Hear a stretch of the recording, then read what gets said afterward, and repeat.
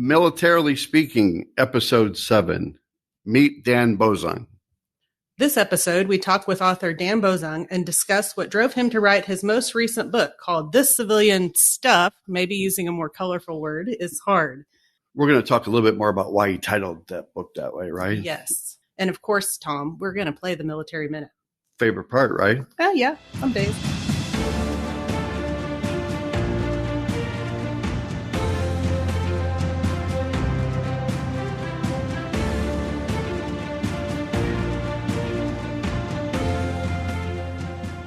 Welcome to Militarily Speaking, brought to you by Armed Forces Bank. This is Tom McLean, joined by my co-host, the one and only Jodi Vickery. Thankfully.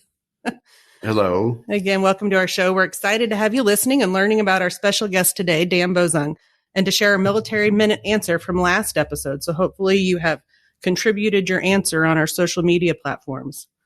I'm going to do just a brief introduction, Dan, and then we'll get going here. We are honored to have you as our guest today.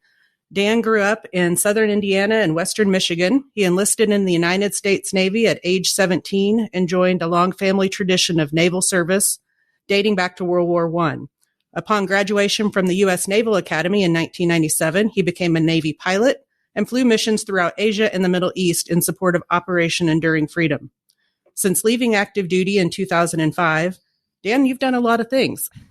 Dan has worked as an unskilled construction laborer, a public sector consultant, a speechwriter, a supply chain performance engineer. I'm not even sure I know what that is. Come on. That's above my pay grade. Corporate spokesperson, media advisor, strategic marketing consultant, assistant vice president of mechanical operations for a railroad, VP of industrial filtration sales, another one I'm not sure I know what that is, and as the general manager of a mid-sized manufacturing business. On top of that, as if that's not enough, right? Dan has an MBA from Harvard, and he and his family live right here where we are, Tom, in Kansas City, Missouri.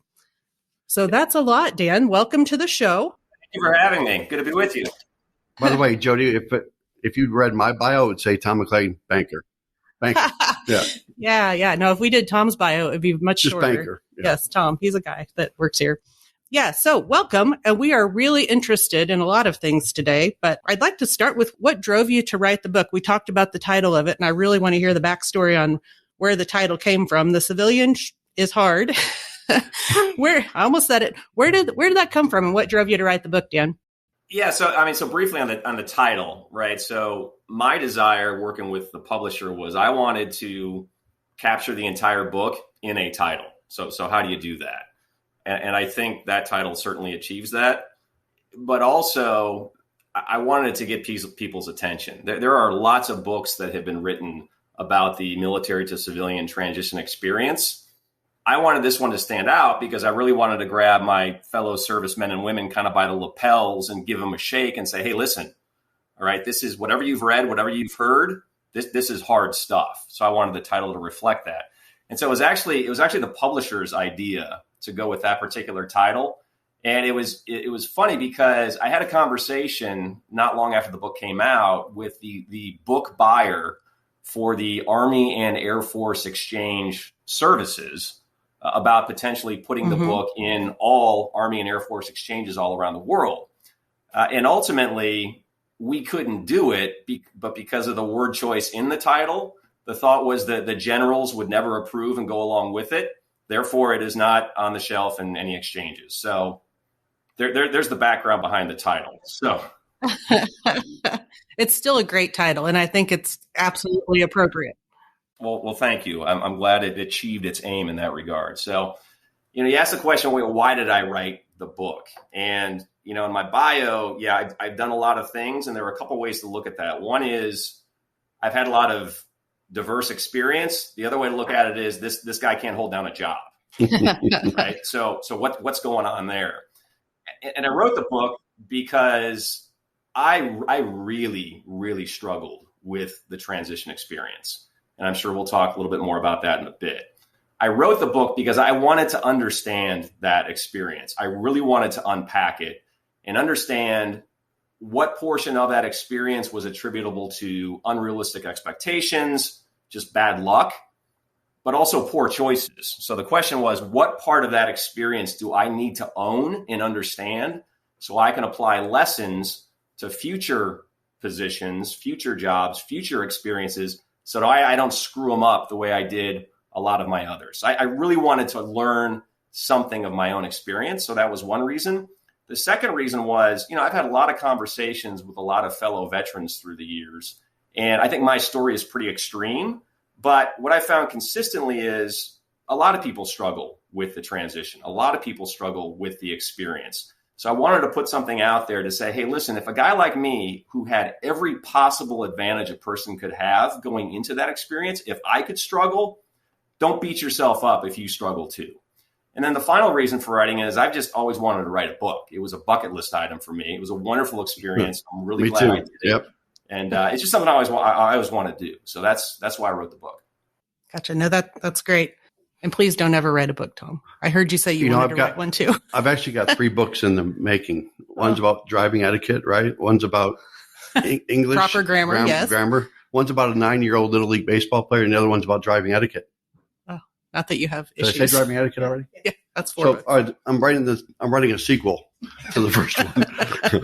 Hey, Dan, you ready? Here comes another question for you. Sure. After being a U.S. Navy pilot, then graduating from Harvard Business School, you were on the path to success. Tell our listeners, tell me and Jodi, what happened next as you transitioned to a civilian career? Yeah, so I think what happened in retrospect was it was entirely predictable, right? And the reason why, and obviously things didn't go well, I think that could have been predicted because, first of all, I was never at peace with my decision to leave the military. I was never at peace with that. And then the second thing was I had no clue what I wanted to do in the private sector. So you put those two things together, and that was not recipe for success as I was leaving the military going into the civilian world. So I think that explains part of it.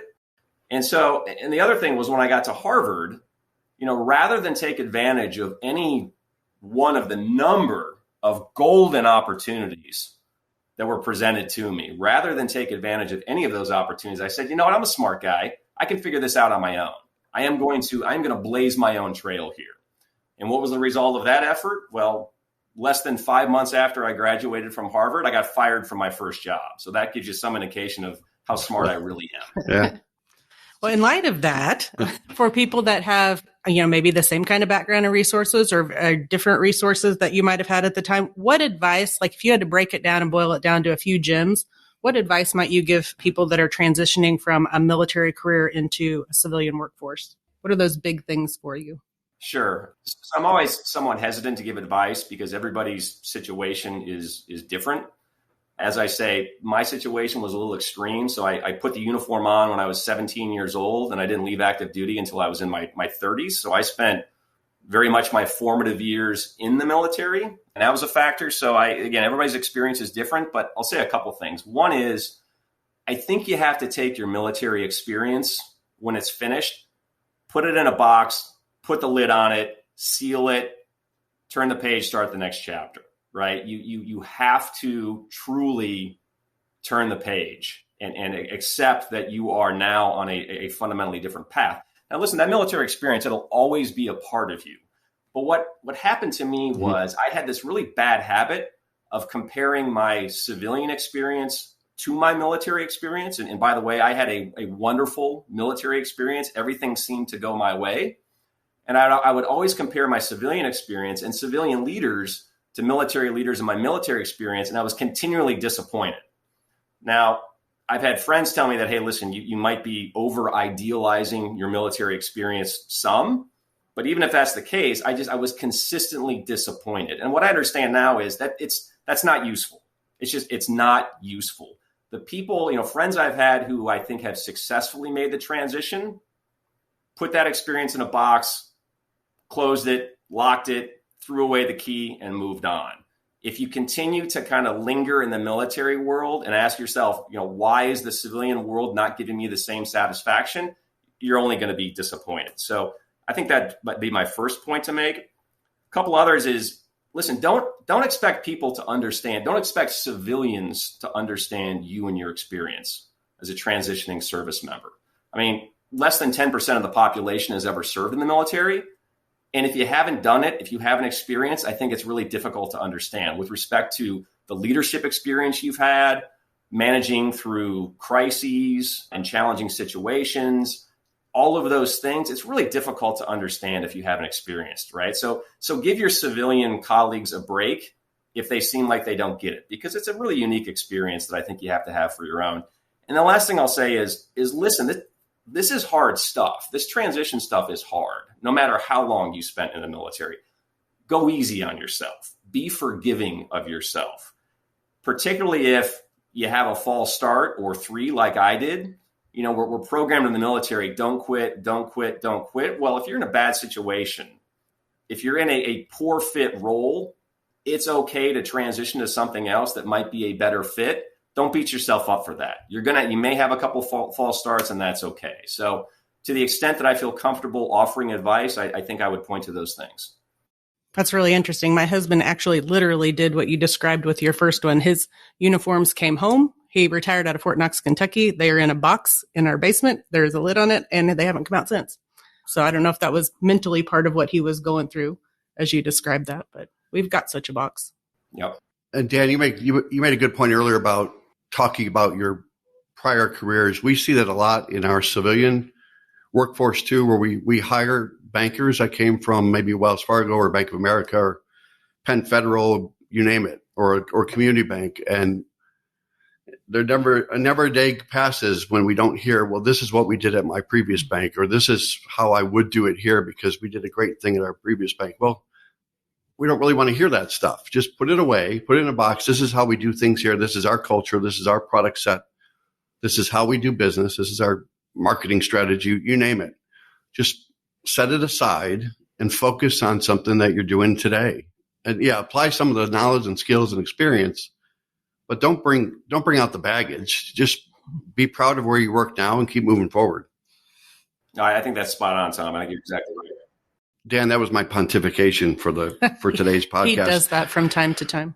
No, I think it's spot on. And now he's supporting you in your pontification. Well, good. Let's take a moment of silence for that, shall we, Jodi? Somebody appreciates me. So both Jodi and I read your book. We told you that, and we'll give you a receipt for that so you can send them. No, I'm kidding. So we read your book. There were a lot of great takeaways for us. And I especially liked, I told Jodi this morning. I told her, I said, I love the way you recap your chapters, if you will, by lessons learned. Because if you miss the point, which you should, because it was well written, but at the end of it, it's like, well, those takeaways actually apply to my life, my career, where I am currently in my situation. And the lessons learned summary was pretty compelling for me. So tell our listeners what kept you motivated to keep moving forward when you face challenges along the way. And I think, those challenges are whether you got fired from a job like you referenced earlier, whether it's taking on a new job and trying to integrate into a new culture, whatever happens along that way. What are some of those best practices that you can tell our listeners? Well, Tom, I'll be perfectly honest. I had no choice but to move on. I had a family. I have a mortgage. I was up to my eyeballs in student loan debt from Harvard. So I had no choice but to move on. So that was certainly part of it. The other thing was I made a significant investment in my private sector career when I went to Harvard. And I am absolutely determined to realize a return on that investment. So that motivates me to move forward. But I think the more compelling piece, and forgive me if this sounds a little bit cynical, but I refuse to be defeated by the likes of Lauren and Gerard and King John, some of the people I write about in the book. I refuse to be defeated by the civilian world. I absolutely, I refuse. Okay. I believe in myself. I believe in my capabilities. I refuse to be defeated by this stuff. And it's like that scene from Ferris Bueller's Day Off where he sneaks into that restaurant and he pretends to be Abe Froman, the sausage king of Chicago. And Cameron's sitting there going, Ferris, come on, let's get out of here. We shouldn't do this. And what does he say? He said, hey, if I'm going to get pinched, it ain't going to be by that guy. And that's how I felt about every bad boss I've ever had. Like, no, you are not good enough to get the best of me. I refuse to be defeated by you. So a lot of it's just plain stubbornness on my part. And again, that might be a bit cynical, but it's the truth. I refuse to be defeated. Thank you for that answer. And thank you for your honesty and candid comments. And it sounds to me like you're a movie guy because you got the Top Gun reference on your book. You referenced Caddyshack, right? With Rodney Yes. Dangerfield. That's right. Now you're referencing Ferris Bueller. You got anything else you want to share with us about your favorite movie? Well, we can just go down the whole list of 80s greatest hits, I guess. It feels like I'm stuck in that decade. From Breakfast Club, right? Oh, that was a good one. Yeah. I watched that a lot. For sure. Yeah. Uncle Buck? Yeah, absolutely. 80s movie references, I could go all day. So.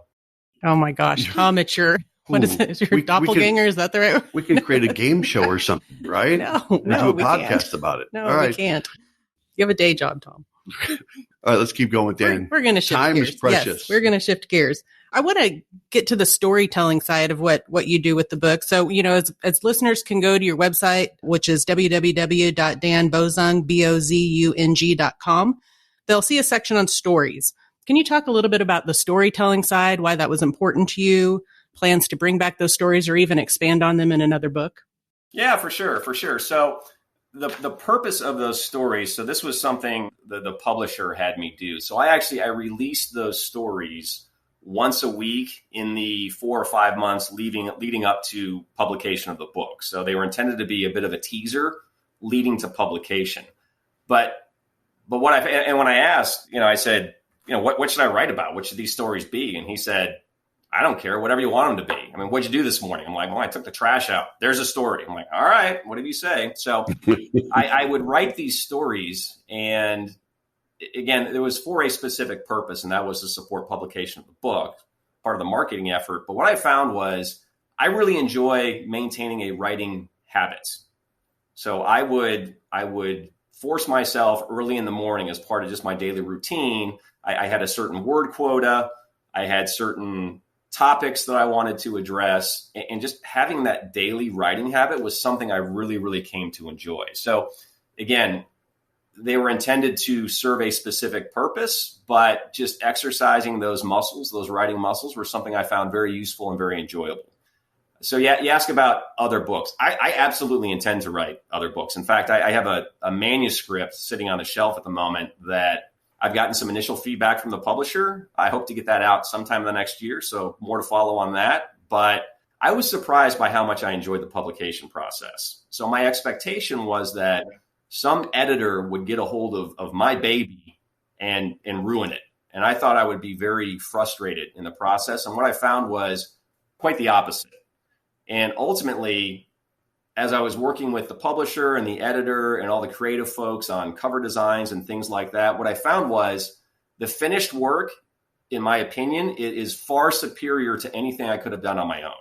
So I really enjoyed working with these folks, going through the publication process, and it is absolutely something I intend to do again. Excellent. Well, we'll have you back for book number 2. Very good. I look forward to it. Yeah. There is, we have a couple more for you, Dan. There is a comment in your book that states, being in the military is easy. Being a civilian is hard. How can those in the military make it a little less hard when they close out their careers after serving our country?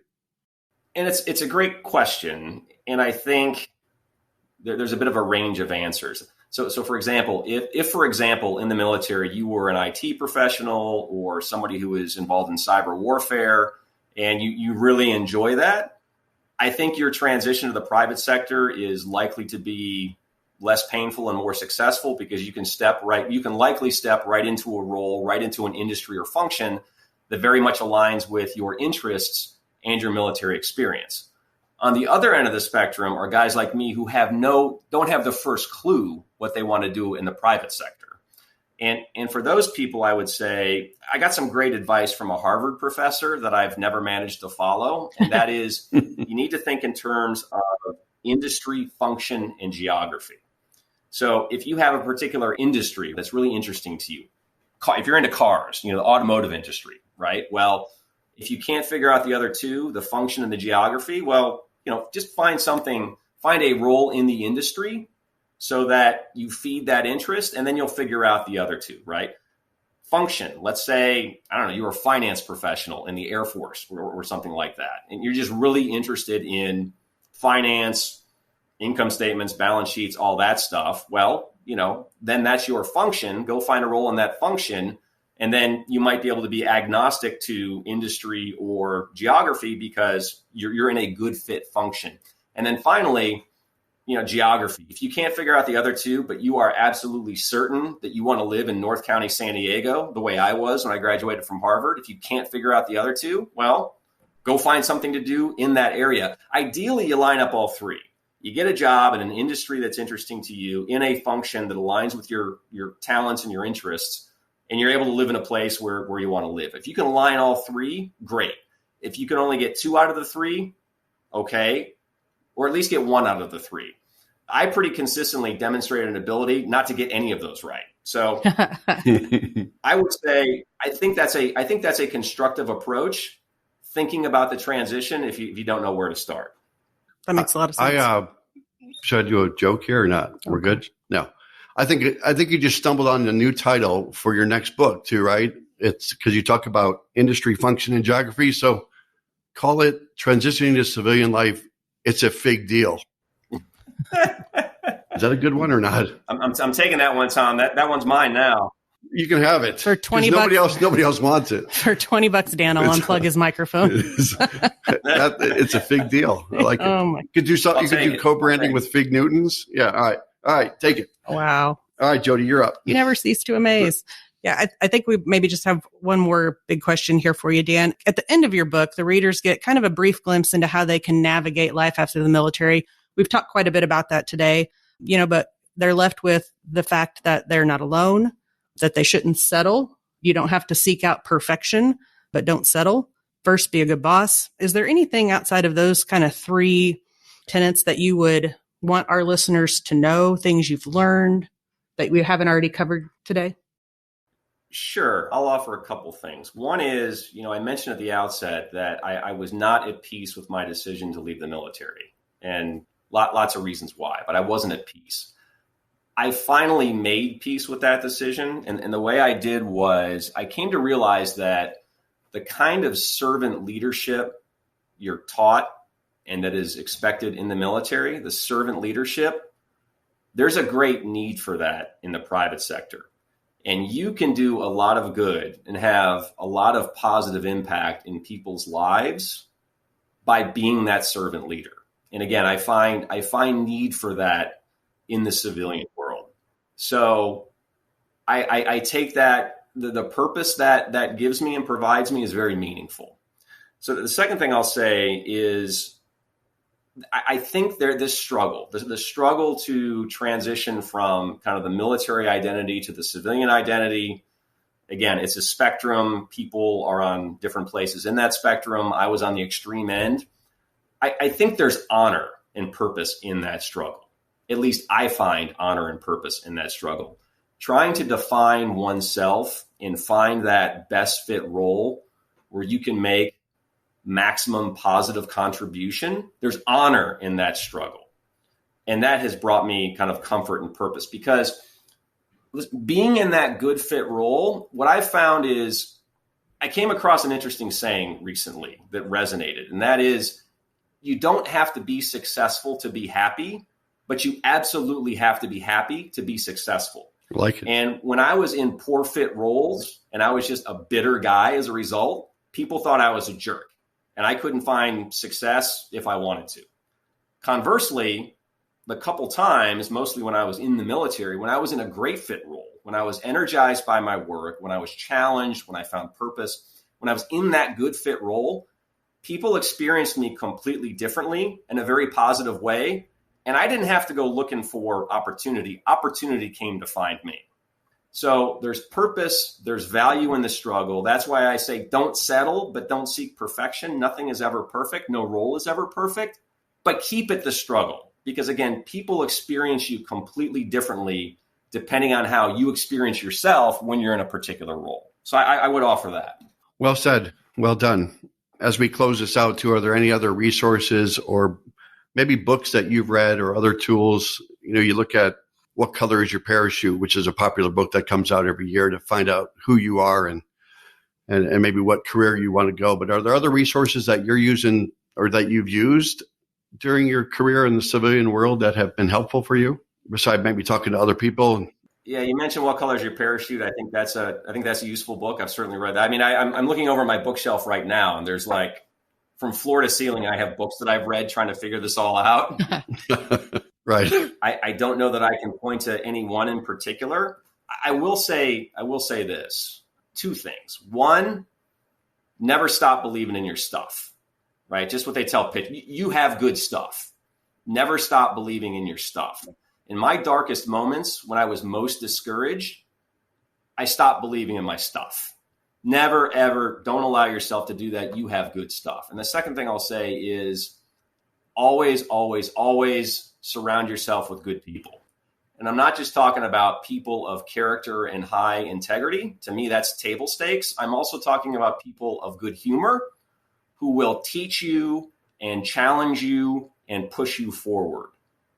In my experience, if you get that right, if you can surround yourself with good people, the rest seems to take care of itself. And I think I would leave you with that. Again, well said. Yeah. Thank you. Great advice for our listeners. They're going to appreciate that. And he said good humor, Tom, not just humor. Because that's an oxymoron. Because there's also bad humor. Yeah. Yes. Jodi? Well, thank you so much, Dan, for being here, for tolerating Tom today. We're grateful. I think you've shared a lot of wonderful information that everybody in our audience will benefit from. I know as my husband transitioned into the civilian world after 20 years in the Army, he had maybe not as extreme, but similar circumstances and situations as you adjust, So what you said today really resonates with me. And if you'll stick with us for just a minute, we have a little thing we like to do called the Military Minute. Yeah. So the question is... So it might be more fun to us, I think, than anybody else. And I want you to ask this question. Is that okay? Yeah. Okay, good. Yes. But first, last week's Military Minute, because we focused on PCS moves and the VA loan process, the question was, how many military families PCS annually? So hopefully you have submitted your answers on our social media sites because there will be a winner. But the right answer is between 420,000 and 500,000. Big numbers. Big numbers. A lot of people moving around, a lot of families, situations upended on the regular basis. So look for somebody to be notified as the winner. And now to transition to this week's Military Minute, relative to Dan, a fun fact that we picked up in your book. Hopefully you don't mind.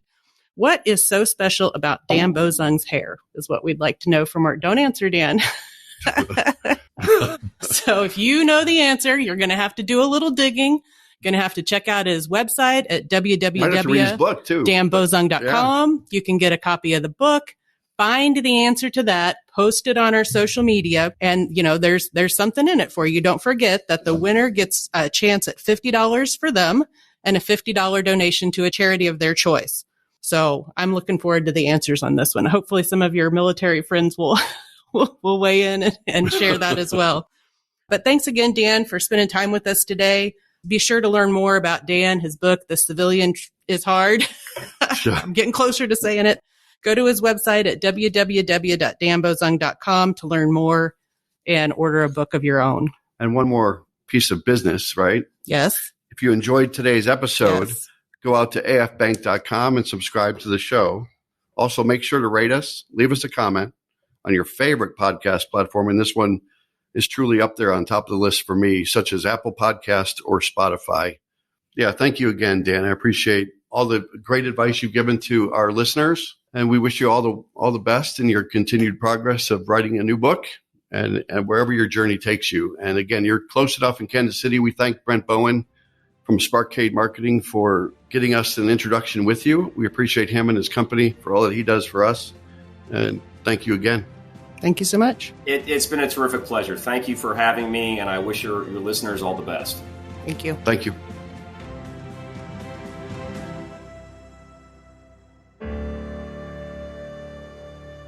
Copyright 2022 Armed Forces Bank, member FDIC, equal housing lender. All non-Armed Forces Bank-owned apps, websites, company names, and product names are trademarks or registered trademarks of their respective owners. Their mention does not imply any affiliation with or endorsement by Armed Forces Bank of them or their products and services. They are merely used as examples of the many available apps, companies, and websites that offer similar services. Before using any app or website, you should carefully review the terms of use, data collection, and privacy policy. Apps may have an initial cost or in-application purchase features. This information is general in nature and is not intended to be legal, tax, or financial advice. Although Armed Forces Bank believes this information to be accurate, it cannot ensure that it could change. Statements or opinions of individuals referenced herein are their own, not Armed Forces Bank. Consult an appropriate professional concerning your specific situation and respective governing bodies for applicable laws, such as IRS.gov for current tax law. Armed Forces Bank, the Armed Forces Bank logo, and the Militarily Speaking logo are registered trademarks of Armed Forces Bank.